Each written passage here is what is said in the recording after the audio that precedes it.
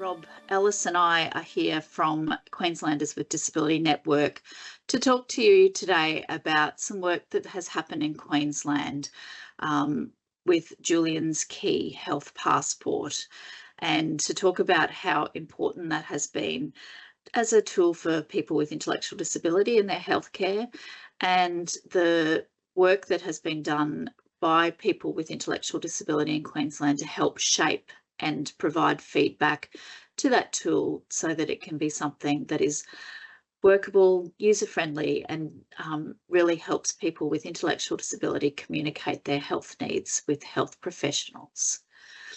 So Julian's Key Health Passport was developed by Westmoreton Hospital and Health Service in memory of a young man with intellectual and physical disability, Mr. Julian Class, who developed aspiration pneumonia at Ipswich Hospital and died in 2011.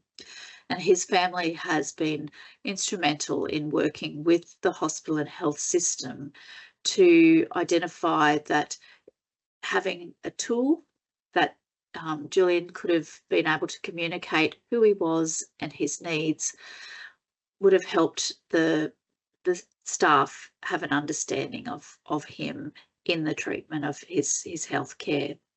So back in 2019, Queensland Health launched a trial of Julian's Key Health Passport at Ipswich and Logan hospitals. And that trial was to work out if the passport helps people with disability communicate their health needs and be more involved in their health care, as well as helping health professionals and others care for people with disability. And they engaged Deloitte to undertake that evaluation, and QDN Hot Topics members, which are our two groups that we have in Brisbane and the Gold Coast, led by people with intellectual disability, for people with intellectual disability, were involved in some focus groups and giving feedback on the tool. And that's what Rob and I are going to share with you today and give you some feedback about. So there's been an evaluation report based on data from a whole heap of different stakeholders, but really importantly from people with intellectual disability who use the tool in those two hospital regions, as well as other stakeholders and voices to be able to provide insights and perspectives from a diverse range of people with intellectual disability. So, Rob, Hot Topics, as we said, is a group. You're a convener of our Gold Coast Hot Topics group and a peer leader who's done lots of really important advocacy and work in the health space.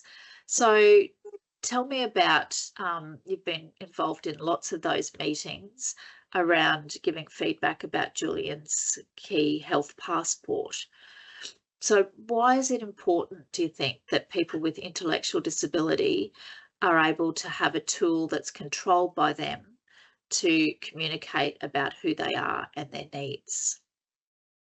I think it's great for to get together to talk about some of these subjects, what we do talk in our group, because some people don't know about it and they'll be able to share things together, and we discuss what is the topic of the day.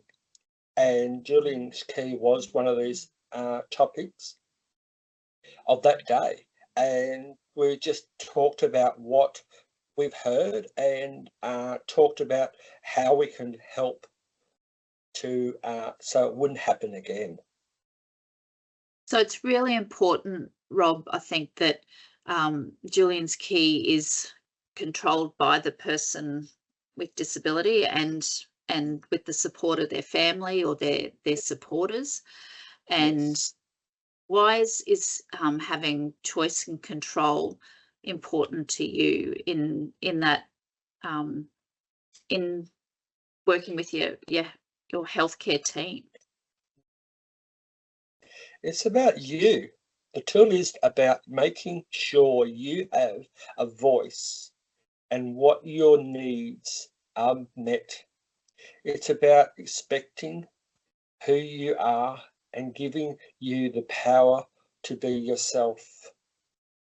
Yeah, and I think that's spot on, Rob, because it is so important because the health passport has been designed so that it gives people the red red light, yellow light, green light, isn't it? And the red light is the things that are you must know about me, and it helps the health professionals go straight to that information. And then the next level are things that are useful to know about me, and then the green light is about my likes and dislikes. So really important information there about what kind of health documents you have, you know, if you have enduring power of attorney, what medication you're on, so that it's all in one spot, which makes such a difference when you're going to hospital, to whether it's the person at the front desk, on reception, through to when you're with your doctor, because going to hospital can be tricky for people, can't it? Mm.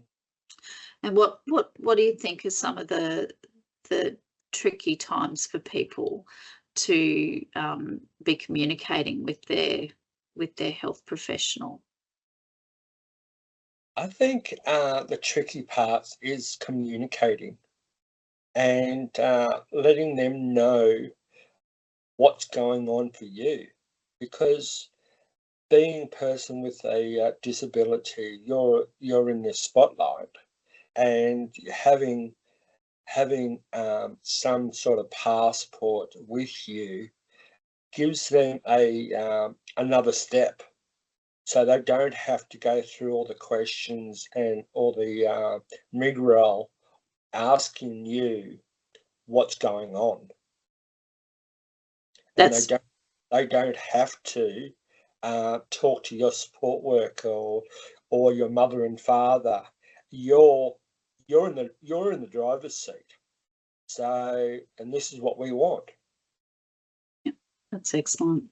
And Rob, you know, what kind? I know that Hot Topics has done lots of work over the 25 years that you've all been going and meeting, and you know, health and healthcare has been a really important hot topic. So when the different groups have come to Hot Topics to get feedback on Julian's Key, what kind of things did you give feedback on? What kind of questions were you asked? Uh, you feel empowered and capability empowered to help you to see that you have skills and talents and that are valued, to give you the confidence to try new things and take challenges. Mhm. Yep. So did when they came to speak with you, did they ask you about how the words were in the passport? Did they ask you about how the colours and the information was laid out? Is that some of the questions that Yeah, they asked you? yeah, some of those are what you just said, yes, and we gave them great feedback, and even the way they've written it, the, to make us understand what they're trying to discuss, and even the backgrounds, like you said, the colours. Yeah, it was great feedback to them and us as well, not just them. We're in the driver's seat, and it's great. So it sounds like, Rob, it was something that really helped the people in that co-design, in that spirit of co-design and consultation, but it also would serve to be able to help um, people who might use the health passport learn about it as well, and how it Mm, could be helpful for mm. them. Yeah, it gets, like I said, it gets you another front and centered, and you're not going to be have to tell your story over and over and over again. Because I think that that is something. And Rob, have you had any particular experiences of yourself and what that's been like that you might want to share how this could actually make a difference based on something you might have experienced in going to get help at the hospital? Yes, I have. I presented with a bit of a gastro and stomach pains, and they just practically they they asked me a lot of questions.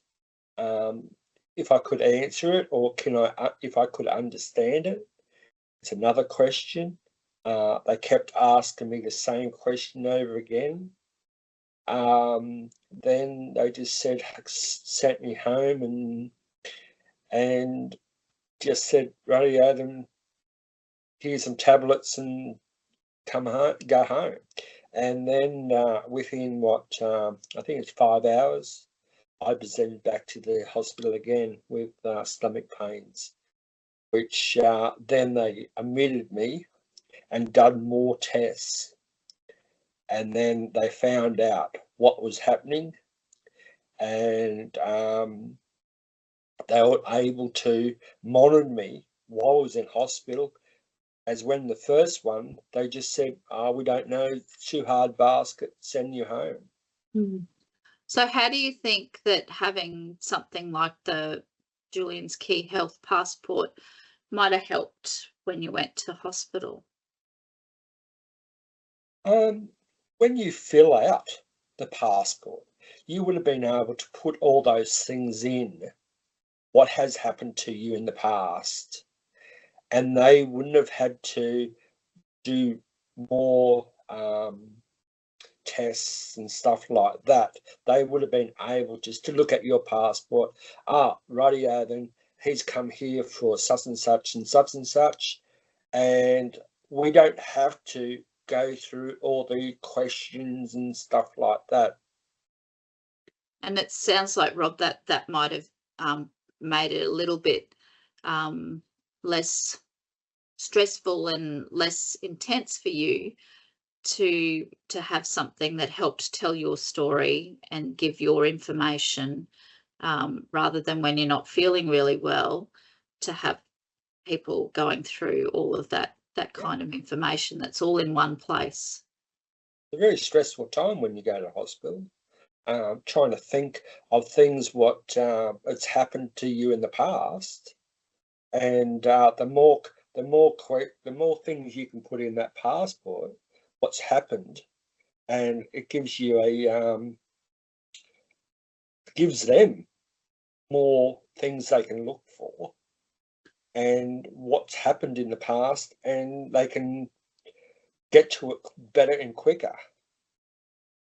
And I think, as you said, Rob, you said it helps people with intellectual disability be in the driver's seat of their own healthcare, and can share the information that they want to share that's important to them in an easy, user-friendly way.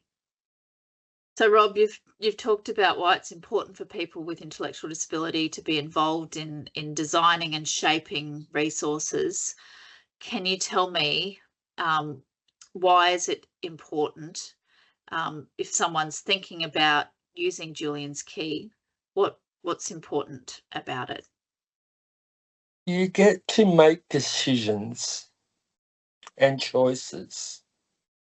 You to power your decision of what kind of help you want and how you want to learn and what you want to do with your life. It's about giving you control over your own journey. Thanks, Rob. That's so important, isn't it? Having control over your information and your journey in healthcare. And as you've said all along, it's about being in the driver's seat. And I think it's fantastic that the work that people with intellectual disability and Hot Topics have been doing to help shape and give feedback to Queensland Health on Julian's Key Health Passport is an ongoing journey, and we know that they're continuing to work on that, and you're all continuing to be involved, and over the last 5 years have had a great role to play and a seat at the table. So thank you so much, Rob, for sharing your perspectives and your information. And we hope that that was helpful for people to learn a bit more about Julian's key health passport. And you can find that on the Queensland Health website, and look forward to how people can help use that to share their information and on their healthcare journey. Thank you. Thank you. Hello, my name is Naing.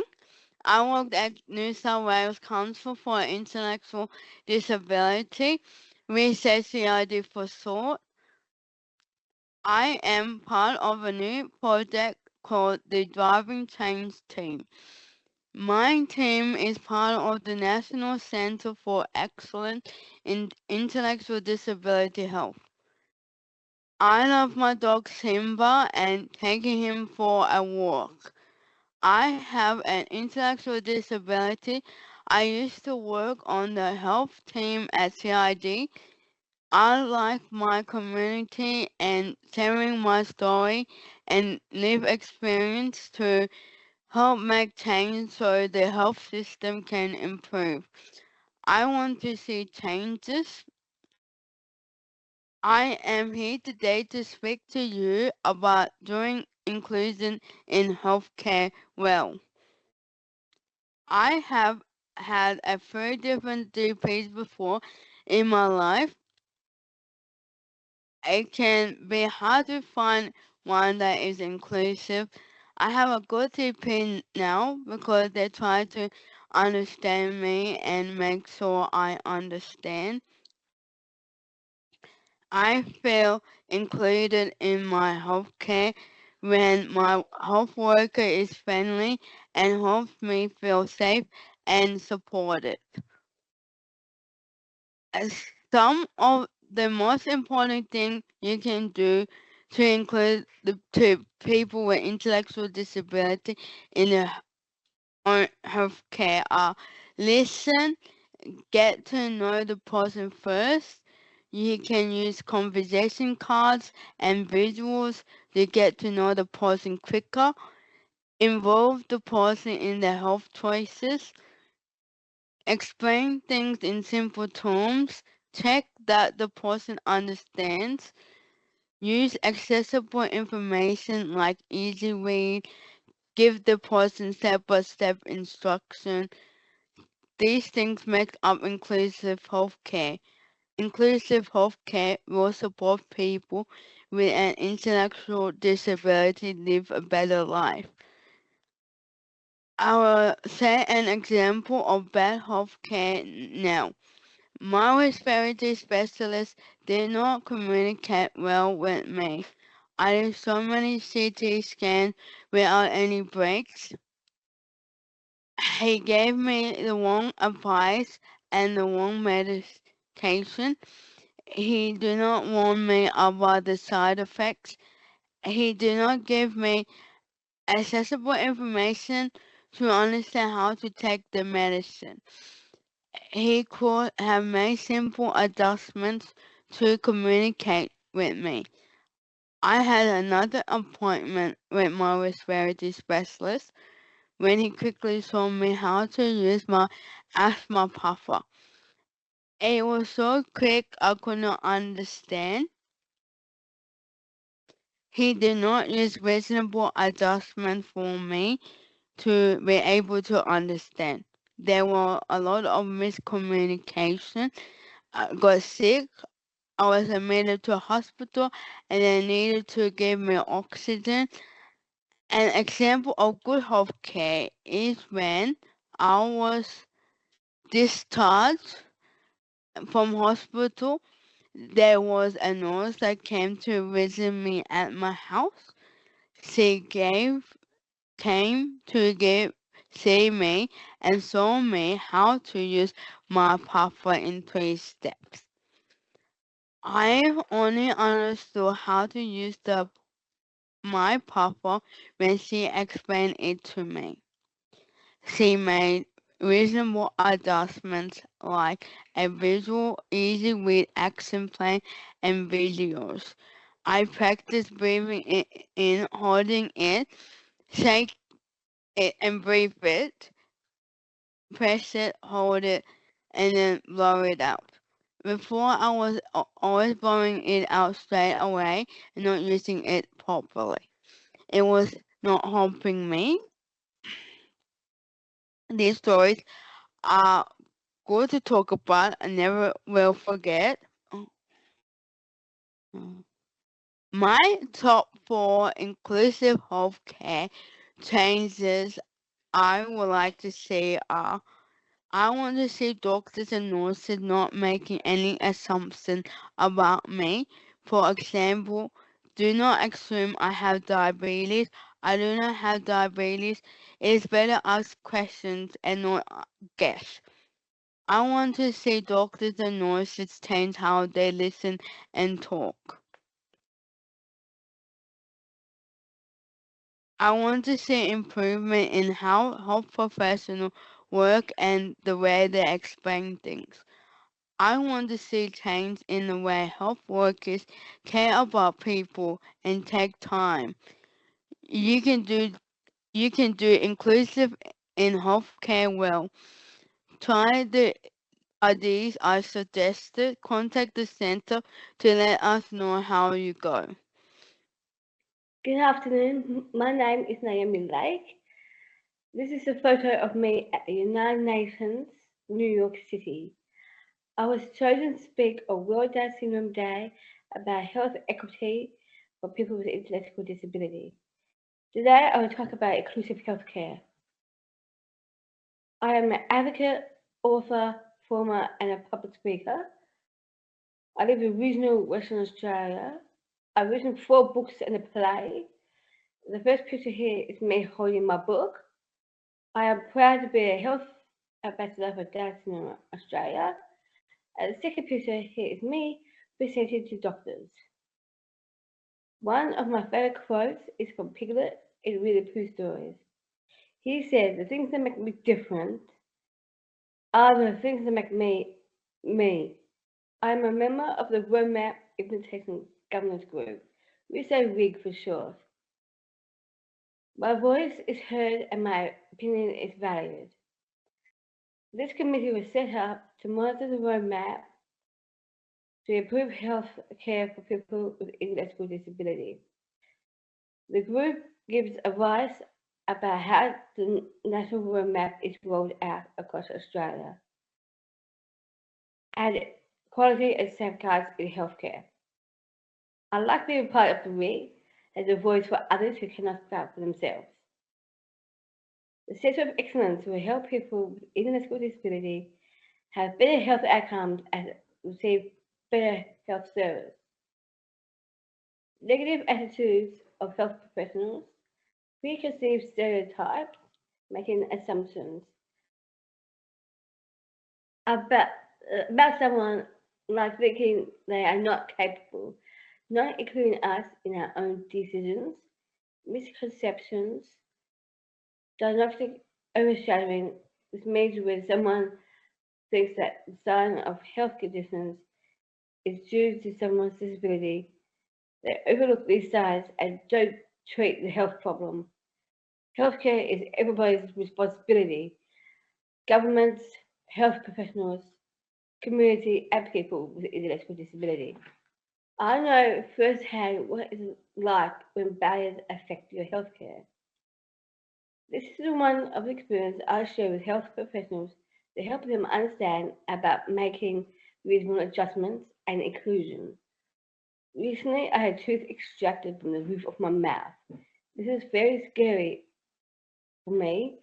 We had to go to the city, which is 5 hours from my home. And it was the first time in hospital for me, and the first time for surgery. When we arrived at the hospital, the receptionist asked Mum to fill out a form about me. She didn't speak to me, even though Mum gave me the form to complete. I was unhappy about being ignored and not included. It made me feel anxious. I was very nervous about what was going to happen. When the nurse called me to go to the theatre, I asked her if Dad could walk with me to help me stay calm. I tried to explain how I was feeling, but I didn't have any empathy or understanding. I just didn't know Dad couldn't come. Said that I said that she had lots of patients with Down syndrome, so I would be fine. She didn't treat me as an individual and make me feel invisible. All she needed to do is make small visible adjustments to the usual process and not look at me as Down syndrome, but look at me as a person. This would have made my whole experience much better. Health is for everyone. Inclusive healthcare is part of being included in the community. Just like working with others and being included give us a sense of belonging and self-worth. Being involved in inclusive healthcare is good for emotional health and well-being. So what does inclusive health look like? So inclusive health means that everyone has the same opportunity to receive the same quality of healthcare. In 2020, Down Syndrome Australia surveyed people with Down syndrome and asked them what they want health professionals to do. Here's a video where some of the health ambassadors share what people say they want.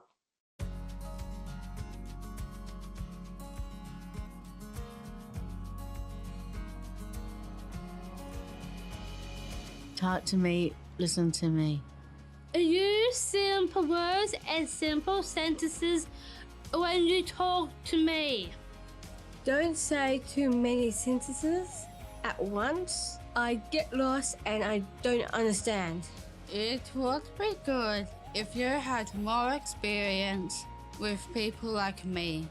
Be patient when I am trying to tell you something. Understand more forms of communication. Use pictures to help explain. Listen to me. Say it slowly. Talk to me and explain things clearly so that I understand, even if I have a support person with me. Understand Down syndrome. Make reasonable adjustments. There are small changes to standard process that healthcare can be inclusive.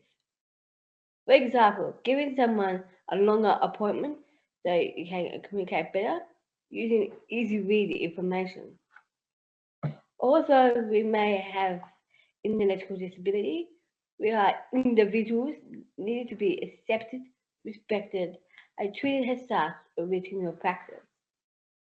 I know that it is impossible for health workers to do all of this. I know because I have a really good doctor, my GP.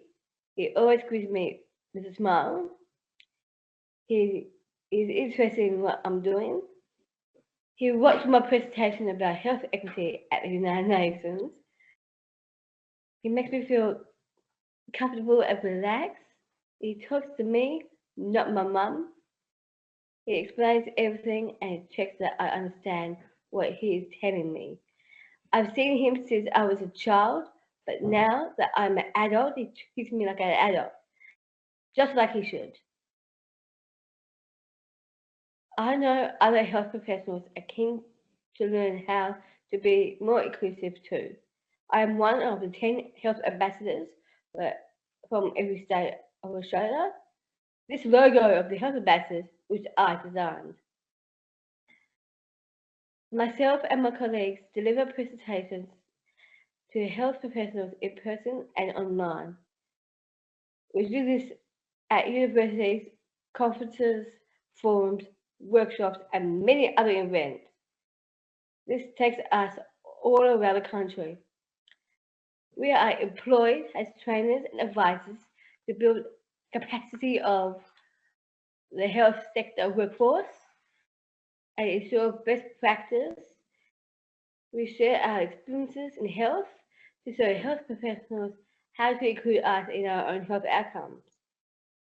We also advocate to members of Parliament in Australia, advocate inclusion internationally, such as United Nations, World Down Syndrome Day, and Congress of State Parties. Members of advisory committees to Australian government, co-design easy-read resources for people with intellectual disability. I think that people with intellectual disability should be included in every aspect of their healthcare, given the choice to make their own decisions. We want equal treatment, not special treatment. There are resources that can help make healthcare more inclusive. Down syndrome Australia's health ambassadors have helped to make easy read sheets about common health problems for people with Down syndrome. We also help to make an app for people to use to track how their own health and well-being. The health ambassadors tested it. The New South Wales Council for Intellectual Disability also has easy-read resources for people with intellectual disability from any course. GPs can learn training points from both courses. There are resources for health workers too. CID e-learning for health professionals, which links to practical resources to overcome barriers to inclusion. Down Syndrome Australia's e-learning for health professionals has information about how GPs can manage the healthcare for someone with Down syndrome at different ages. It also includes helpful advice about what to say or what not to say to someone with Down syndrome. Our government has recognised the need for action, and lots of good things are happening. Advocates have worked hard so their voices can be heard. Healthcare can become more inclusive for everyone. At World Down Syndrome Congress in July, I spoke to lots of people from different countries. I think we have the best health system in the world, and Australia is a fair place to live. We are very lucky. Thank you and enjoy the rest of your day.